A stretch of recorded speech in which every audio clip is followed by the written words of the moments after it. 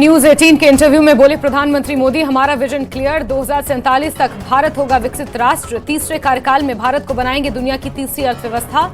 रात 9 बजे देखिए ये पूरा इंटरव्यू।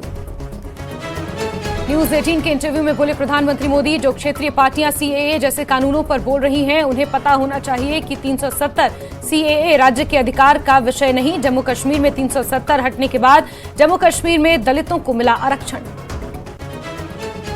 उधमपुर के बसंतगढ़ में सुरक्षा बलों का सर्च ऑपरेशन जारी। इलाके में 2 गुटों में 8 से 9 आतंकियों के छिपे होने की जानकारी।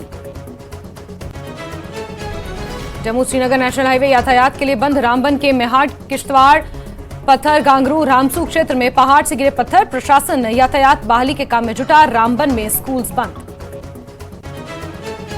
बारिश से बेहाल कुपवाड़ा, कई इलाकों में बाढ़ की स्थिति। बारिश का पानी घरों में घुसा।